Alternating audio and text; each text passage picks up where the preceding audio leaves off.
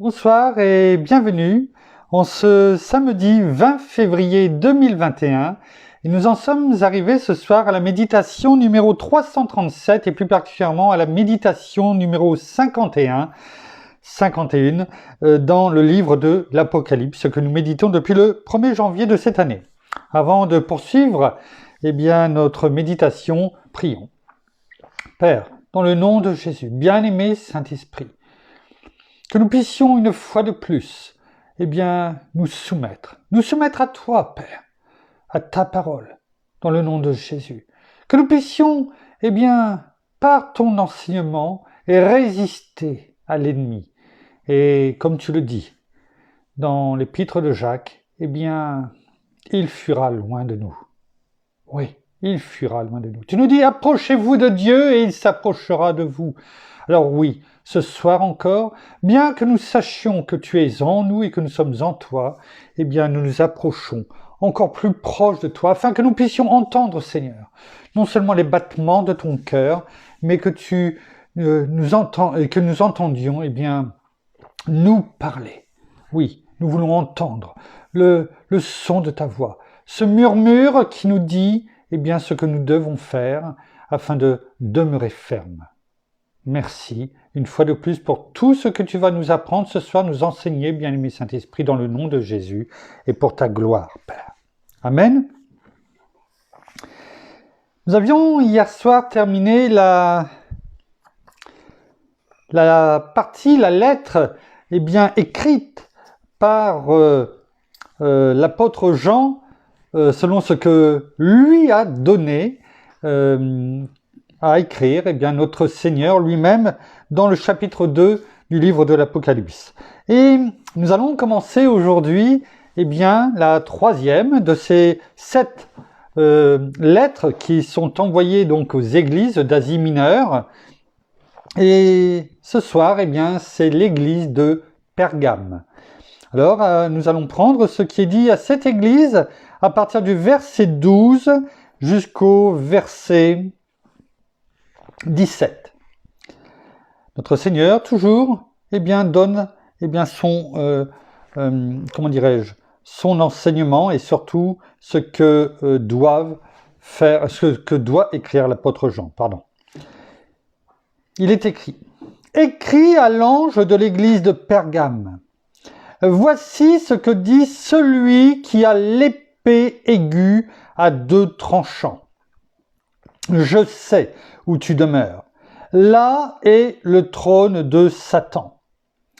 Tu retiens mon nom et tu n'as pas renié ma foi, même au jour où Antipas, mon témoin fidèle, a été mis à mort chez vous, là où demeure Satan. Mais j'ai contre toi certains griefs. Tu as là des gens qui maintiennent la doctrine de Balaam. Ils enseignaient à Balak à faire en sorte que les fils d'Israël trouvent une occasion de chute en mangeant des viandes sacrifiées aux idoles et en se livrant à la débauche. De même, tu as toi aussi des gens qui maintiennent pareillement la doctrine des Nicolaïtes. Repens-toi, sinon je viendrai à toi bientôt et je les combattrai avec l'épée de ma bouche. Que celui qui a des oreilles écoute ce que l'Esprit dit aux églises. Au vainqueur, je donnerai de la manne cachée et un caillou blanc.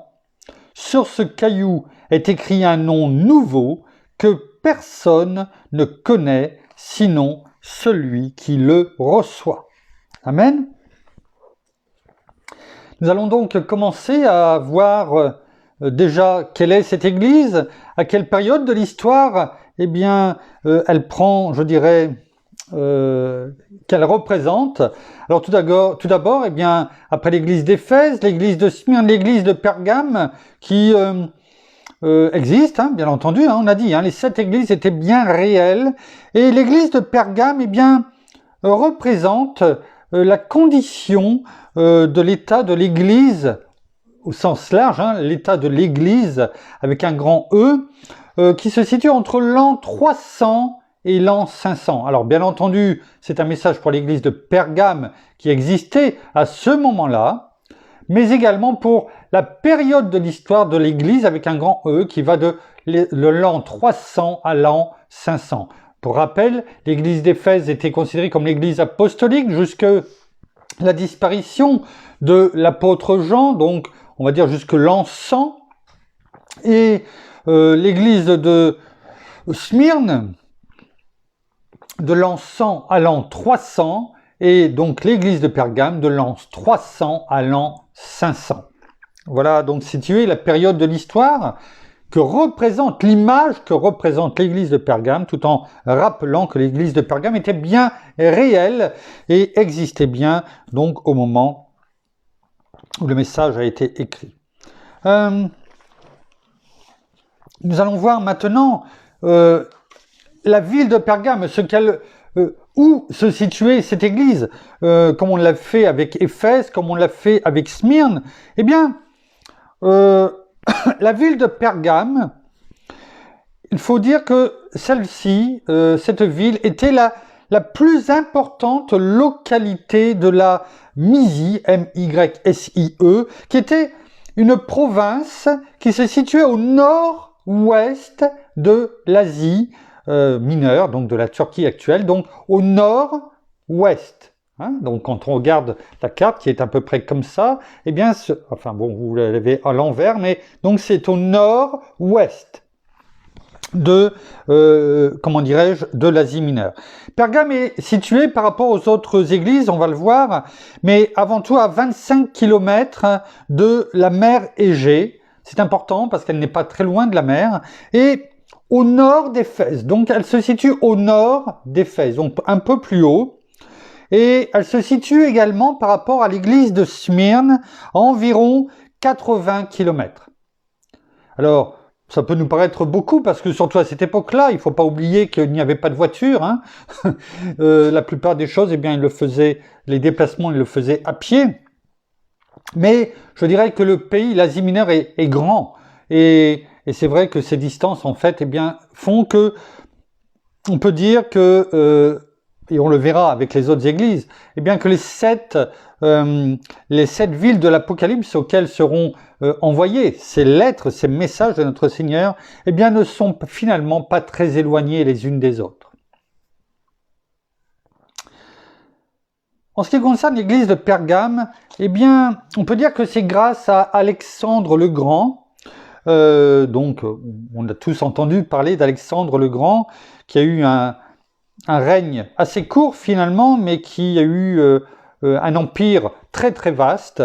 On ne va pas s'éterniser sur Alexandre le Grand, mais en tout cas c'est pendant et grâce à Alexandre le Grand que cette ville est devenue importante et riche. Vers l'an 130 avant Jésus-Christ, eh bien Pergame devient romaine et surtout capitale provinciale. Donc on parlait tout à l'heure de la province, hein, comment dirais-je, de la Mysie, et on a parlé à ce moment-là même du royaume de Pergame, et donc Pergame en est devenue la capitale. Et c'est important de dire qu'elle est devenue romaine en l'an 130. C'est pas tellement le fait que ça soit en l'an 130, mais qu'elle soit devenue romaine, province romaine, parce que rappelez-vous, eh bien, quand on avait parlé de l'apôtre Paul, qui était juif, il le dit lui-même, juif, mais il était aussi citoyen romain. Pourquoi? Parce qu'il avait ce qu'on appelle le droit de cité, c'est-à-dire qu'il était devenu, il avait la double nationalité parce qu'il était né dans un endroit, eh bien, dans l'Asie mineure, eh bien, qui était province romaine. Et ça, c'est important de le rappeler, en tout cas. Donc, tous ceux qui étaient nés dans une province romaine, eh bien, automatiquement, avaient la double nationalité romaine et leur nationalité, comme par exemple l'apôtre Paul qui était en même temps juif. elle a possédé des bâtiments prestigieux. Alors, de fait, déjà qu'elle était capitale de ce qu'on a appelé le royaume même de Pergame, et même le signe de cette opulence, eh bien, était, je dirais, une bibliothèque. Une bibliothèque qui a grandi au fur et à mesure du temps et qui a possédé jusqu'à, tenez-vous bien, c'est quand même important, surtout à cette époque-là, jusqu'à 200 000 livres. Ce n'était pas des PDF comme on a aujourd'hui, c'était vraiment des livres réels. Et sachant qu'il n'y avait pas d'imprimerie à cette époque, cela représente quelque chose d'énorme. 200 000 livres. Et pour montrer jusqu'à quel point cette bibliothèque était importante, et elle est même devenue jusqu'à la deuxième plus grande bibliothèque, je dirais, de tous les temps, enfin de tous les temps, de cette époque, enfin de l'époque, enfin du cas de l'histoire jusqu'à ce moment-là, en tout cas, eh bien, elle fut offerte, cette bibliothèque, qui a compté jusqu'à 200 000 livres, elle fut offerte par Marc-Antoine, qui était un empereur donc romain. Vous avez sûrement dû entendre parler déjà de lui. En tout cas, le nom qui va suivre va tout de suite vous faire le rapprochement entre Marc-Antoine. Et il a offert cette bibliothèque à qui? Eh bien, à Cléopâtre lors de son mariage. Donc il est important de situer tout cela, vous allez le comprendre par la suite. Donc, ça permet de situer l'importance de cette ville, Pergame, dans l'histoire, dans le contexte de l'époque. Mais Pergame constituait également un centre politique. Alors, un centre d'où toutes les décisions étaient prises et qui devait certainement et sûrement influencer toute l'Asie mineure, qui était bien sûr province romaine. Donc c'était un centre en même temps politique. Donc vous voyez, on peut voir qu'il n'y avait pas que la culture, il y avait bien sûr l'économie, mais il y avait aussi, parce que l'économie, parce qu'on n'était pas loin de la mer, et beaucoup de choses se faisaient par la mer à ce moment-là, et elle se situait même près d'une rivière, donc qui devait sûrement rejoindre la mer Égée, et en plus, elle était un centre politique. Donc vous voyez, cela représente quand même l'influence de cette ville sur toute l'Asie mineure et l'importance, les regards qui étaient braqués sur cette ville. Mais, et d'où le message que nous avons lu de notre Seigneur, mais il y avait également des temples. Des temples. Des temples en l'honneur de l'empereur Auguste. Alors, il y a eu l'empereur Auguste, mais surtout, quand on dit l'empereur Auguste, c'est-à-dire les empereurs romains. Un Auguste, chaque empereur romain était l'Auguste. Et bien sûr, après, il avait son nom, qui était adossé. C'est-à-dire donc un temple qui était là pour les empereurs romains qui se succédaient. Où on venait, glorifier l'empereur, le louer, où il avait bien sûr son buste, etc., son effigie, enfin, on venait l'adorer. Mais pas que pour lui. Il y avait aussi un temple pour la déesse Athéna, la déesse de la sagesse, de Dionysos, le dieu de la vigne,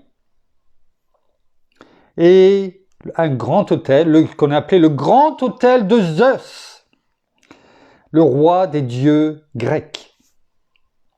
Mais également, alors j'ai fait des recherches parce que ça ne me disait rien sur le fond, ce qu'on appelle d'Esculape, avec un E majuscule, S-C-U-L-A-P-E, tout simplement, comment il se prononce, d'Esculape, ou, ça c'est en latin, c'est le mot latin on va dire, ou en nom grec, Asklépios. Alors vous allez me dire, bon, c'est bien, mais pourquoi il nous dit cela? Vous allez voir. En règle générale, notre bien-aimé Saint-Esprit ne nous enseigne pas les choses pour qu'on donne l'impression de connaître beaucoup de choses. Il nous dirige dans nos recherches et dans l'enseignement, pour que ça nous parle aussi par la situation d'aujourd'hui. Et l'Esculape, en fait, si vous voulez, c'est comme si c'était un... Déjà, c'est un dieu mythique, hein, mystique, pardon, et que l'on va, eh bien, prier, que l'on va adorer.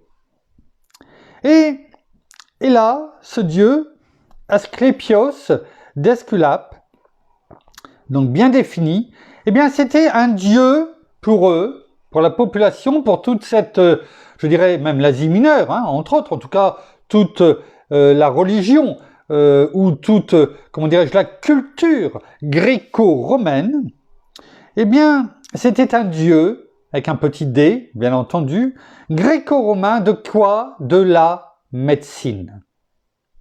Donc, je rappelle, un temple d'Esculape, où on venait adorer, glorifier, en tout cas ce dieu, Asclépios ou Esculape, dieu gréco-romain de la médecine. Et son attribut principal, c'est-à-dire l'objet qui permettait de le reconnaître, entre guillemets, du moins qui le qualifiait, qui le représentait, eh bien, c'était un bâton. On parle encore, et j'ai découvert que alors, on ne l'emploie pas tous les jours, hein, bien entendu, mais c'était de rentrer dans le langage français, et l'on parle du bâton d'Esculape. Alors, peut-être que nous, ça ne nous dit pas grand-chose, mais il y a certaines professions qui comprennent ce que veut dire le bâton d'Esculape. Un bâton d'Esculape qui était représenté avec quelque chose qui était entouré et qui entourait le bâton, ce fameux bâton, où il y avait quelque chose qui était enroulé autour. Un serpent, dit mon épouse, effectivement, parce qu'on a dit que au-dessus que le dieu d'Esculape ou Asclépios, eh bien, était le dieu gréco-romain de la médecine. Donc le symbole, c'était ce bâton d'Esculape ou d'Asclépios, qui était représenté par une couleuvre, un serpent, une couleuvre qui était enroulée autour. Est-ce que ça vous dit quelque chose? Symbole de la médecine. Il suffit de regarder. Regardez les pharmacies. Hein? Qu'est-ce que ça représente? Un bâton, avec quelque chose qui est enroulé autour. Et il y a beaucoup. Au travers le monde, il y a beaucoup. Aux États-Unis, si je ne me trompe pas, c'est les ambulances qui ont cette effigie d'un bâton avec un serpent autour. Mais vous savez quoi? Il y a même au-delà. Et je vous le dis parce que tout au long du livre de l'Apocalypse, le but c'est aussi, parce que le message de l'église de Pergame, c'est pour nous aujourd'hui, hein, vous l'avez compris, comme pour chaque église. C'est pas que pour l'église qui existait, ou l'église il y a située de l'église qui représentait l'histoire de 300 à 500, à l'an 300 à l'an 500. C'est également le message pour nous aujourd'hui. Parce que ce que l'on vous dit là, donc qui était il y a bien longtemps, on s'aperçoit que ça a quand même perduré. Les symboles ont perduré. Et c'est également le symbole d'un organisme mondial dont tout le monde a entendu parler, et encore plus depuis un an, un peu plus d'un an, qui est l'OMS, l'organisation mondiale de la santé. C'est son effigie, ce bâton avec ce serpent autour. Intéressant, non? Surtout avec tout ce qui se passe aujourd'hui. Il est bon, voyez, d'aller chercher aux sources un petit peu de l'histoire, du contexte de l'époque, et qui nous ramène à quelque chose d'aujourd'hui, qui nous parle et qui va nous parler. Vous savez, on va pas tout lire, mais on va juste prendre les deux premières lignes, je crois. Oui, voilà, à peu près, parce que c'est intéressant. Vous avez tous entendu parler, même si vous ne le connaissez pas, bien entendu. Moi, je ne le connaissais pas parce que ce n'était pas ma, je dirais, profession. Mais il y a ce qu'on appelle, pour les gens qui finissent leurs études de médecine, et ils prêtent serment ils font un serment, ce qu'on appelle le serment d'Hippocrate. Et j'ai été, alors bien sûr, c'est, je crois, si je ne me trompe pas, en 1996, il a été revu, réadapté, mis au goût du jour, mais il est bon de voir ce qui était dit auparavant. Écoutez bien, le serment de la version antique du serment d'Hippocrate, eh bien c'était textuel. Je jure par Apollon, médecin, par Asclépios, vous voyez, on le retrouve, par Hygie et Panacée, par tous les dieux et toutes les déesses, les prenant à témoin de remplir selon ma capacité et mon jugement ce serment et ce contrat, et ainsi de suite. Voilà par qui il jurait. C'est important, quand j'ai découvert ceci, je me suis dit, ben voilà ce que représentait notamment l'église de Pergame. Parce qu'Asclépios eh bien, était à Pergame. Alors,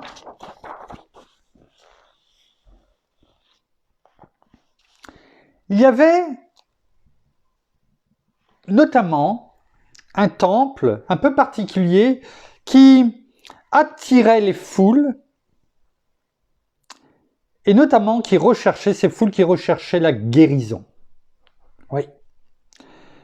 Et le satanisme y était si ancré dans ce temple qui s'appelait Asclépion. Vous voyez, qui découle bien sûr de Asclépios, qui, comme on l'a dit tout à l'heure, qui est le dieu grec, le dieu gréco-romain de la médecine et du bâton dont on a parlé tout à l'heure. Voilà, il y avait donc ce temple un peu particulier qui s'appelait donc l'Asclépion et qui était, on va dire, un centre thermal et de soins. Alors sur le fond, on pourrait dire, c'est bien, mais qui était fondé sur la sorcellerie et le pouvoir qu'ils attribuaient à des serpents non venimeux. Ouais. Voilà ce qu'il y avait eh bien, dans cette ville de Pergame. Et c'était bon de faire ce tour parce que l'on va mieux comprendre la suite que l'on verra sûrement demain. Mais voilà, c'est jamais du temps perdu de voir et de ne pas passer simplement en disant Pergame c'était à tel endroit. Tout cela c'est important. Et ce pouvoir attribué à des serpents non venimeux, bien qu'ils attribuaient, donc c'est-à-dire à qui? Bien tout simplement parce que ce temple, Asclépion, qui vient tout droit d'Asclépios, on l'a très bien compris, qui était quoi? Le dieu serpent. Le dieu serpent. Et on comprend mieux pourquoi, ce serpent autour du bâton qui, en fait, est l'effigie d'Asclépios ou, d'Esculape. C'est le même nom, c'est simplement latin et grec. Donc on comprend mieux, que Asclépios, c'était le dieu serpent. On pourrait en parler pas mal sur d'où vient finalement tout ce qui tourne autour de la médecine aujourd'hui.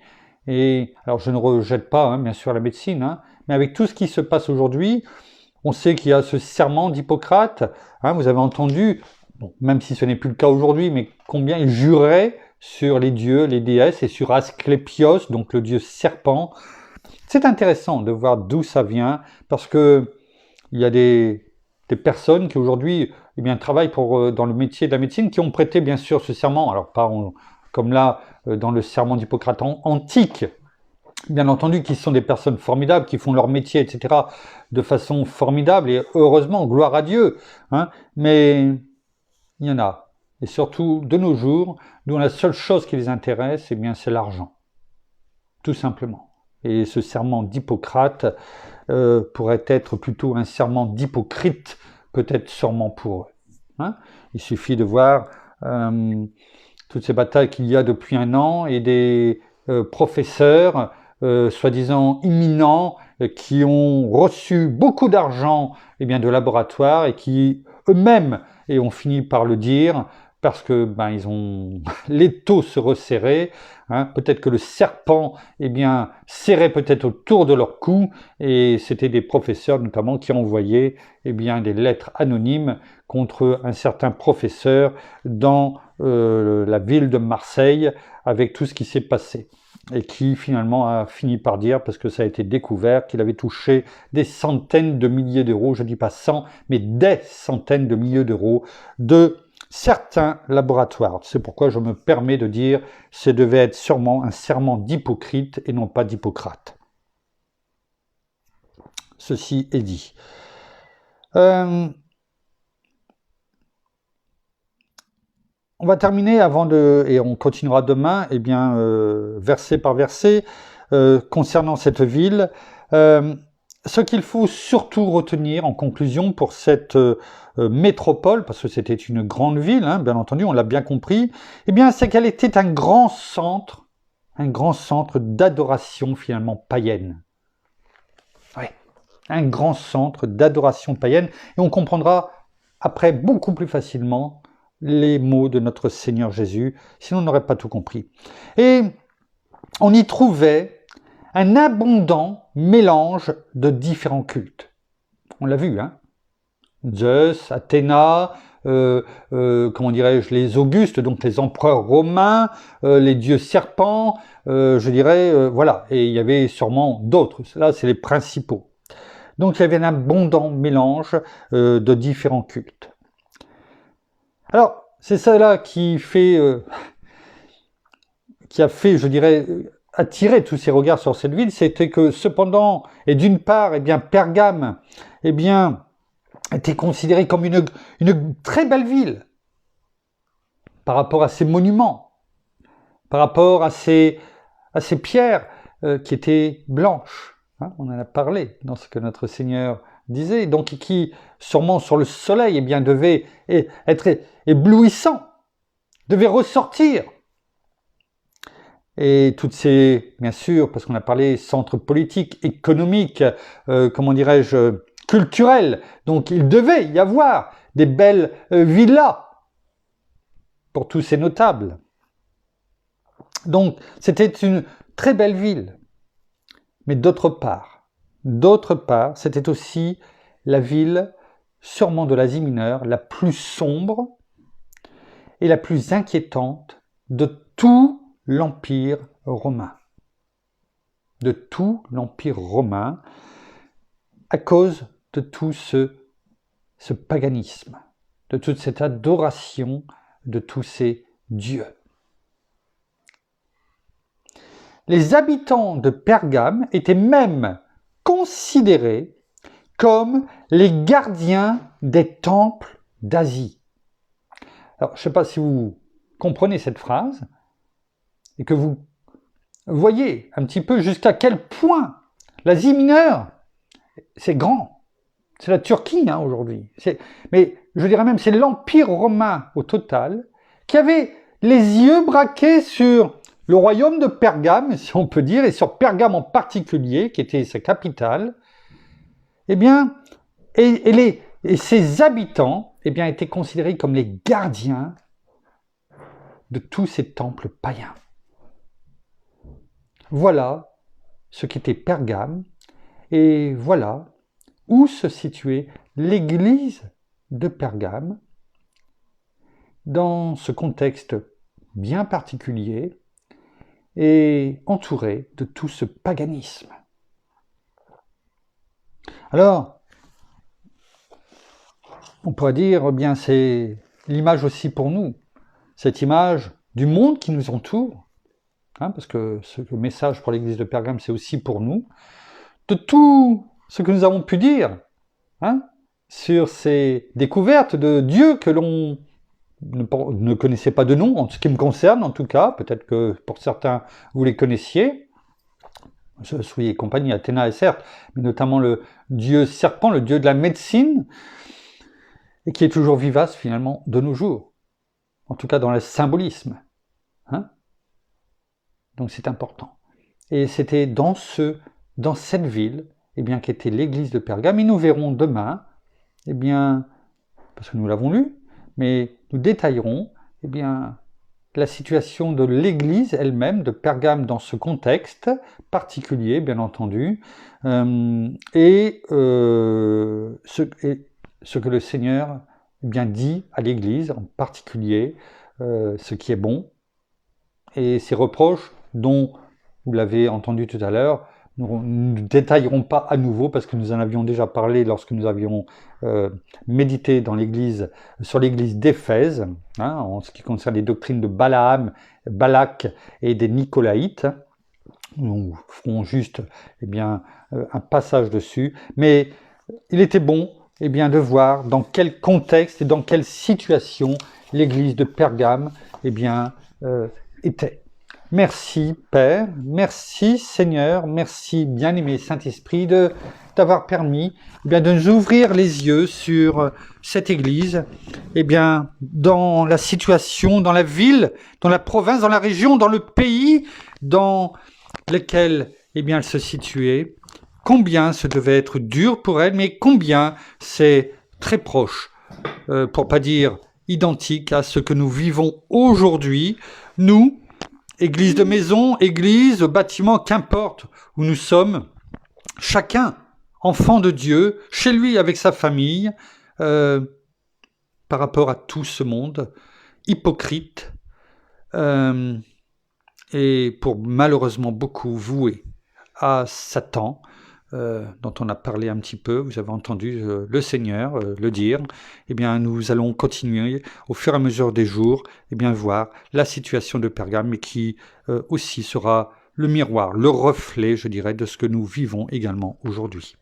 Merci Père, merci Seigneur, merci bien-aimé Saint-Esprit, nous terminons par la prière. Merci Seigneur, et bien encore pour ta parole ce soir. Merci encore parce que tu nous enseignes, tu nous montres la vérité et tu enlèves tout voile chaque jour un peu plus de ce que nous avions.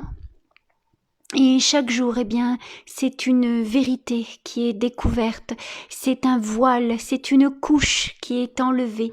Et petit à petit, eh bien, nous allons vers ce droit chemin que tu nous demandes et que tu as tracé droit devant nous.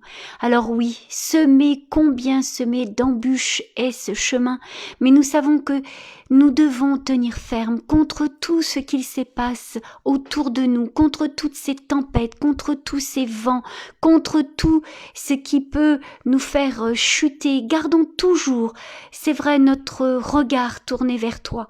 Oui, il y aura des tentations, oui, il y aura des difficultés, des tempêtes dans nos vies, mais sachons toujours revenir vers toi. Toi qui es ce chemin, la vérité et la vie, ne nous écartons pas de ce chemin. Et même si nous tombons, même si nous chutons, sachons revenir à toi, toi notre Seigneur, toi notre Roi. Alors oui, il est vrai que dans cette époque et dans ce temps que nous vivons, eh bien, toutes les tentations et toutes les embûches sont peut-être nombreuses, non seulement dans ce que nous vivons au jour d'aujourd'hui, même dans notre travail, dans nos amitiés, mais aussi dans nos familles également.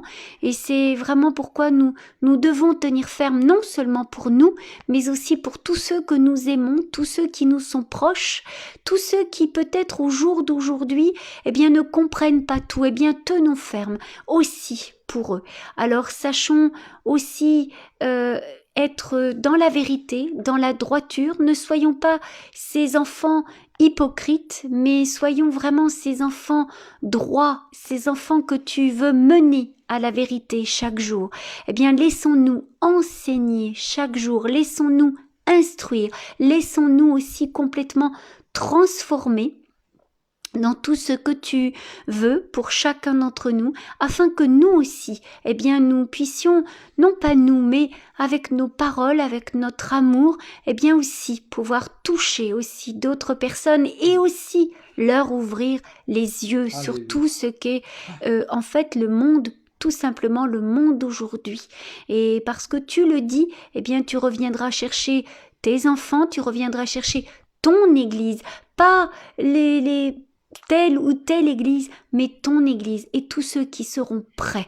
Alors nous voulons être ces enfants qui seront prêts et pour cela, eh bien, nous avons besoin de toi chaque jour et c'est pourquoi, eh bien, nous sommes là, présents ce soir et tous les soirs afin de pouvoir écouter, de pouvoir être enseignés, transformés, touchés et métamorphosés complètement. Alors soyez tous abondamment bénis dans le nom de notre Seigneur Jésus-Christ. Amen. Amen. Merci. Voilà, ainsi s'achève la méditation de ce soir. Nous vous bénissons abondamment de toutes les bénédictions spirituelles dans les lieux célestes en Christ. Nous saluons nos amis au Québec, au Canada, en francophonie, en France, à Paris, autour de chez nous. Et nous vous souhaitons à toutes et à tous, eh bien, une très bonne soirée. Nous vous donnons rendez-vous non pas demain soir parce qu'il n'y a pas de méditation parce que nous sommes dimanche et donc plutôt demain matin. Donc comme d'habitude, nous vous enverrons dans la soirée eh bien le lien des louanges sur notre chaîne YouTube où vous pourrez commencer bien sûr à n'importe quel moment, mais pour les écouter et surtout pour élever chacun chez soi nos voix vers notre Seigneur, notre Père, notre bien-aimé Saint-Esprit, et parce que nous ne pouvons plus les faire en direct parce que autrement nous sommes censurés, eh bien on vous envoie ce lien, vous pouvez à ce moment-là les chanter, et en ce qui nous concerne, nous prendrons eh bien l'antenne comme on le fait maintenant chaque dimanche à 11h45 pour la suite de la méditation sur l'église de Pergame, ô combien eh bien intéressante et indispensable pour chacun d'entre nous, comme tous les autres, de toute façon, messages de la parole. Et juste une petite aparté, nous ne souhaitons toujours pas encore la bienvenue à notre petit-fils Timéo, parce qu'il n'est toujours pas arrivé. Donc continuons à intercéder, à prier pour notre fille Lauriane, et pour que eh bien, l'accouchement se déroule, je l'espère, en tout cas ce soir. Et en tout cas, gardons la foi dans ce que tout se passe et se déroule parfaitement, je n'en doute aucunement. Voilà, nous vous donnons rendez-vous demain matin à partir de 11h45. Passez une bonne nuit, à demain, au revoir.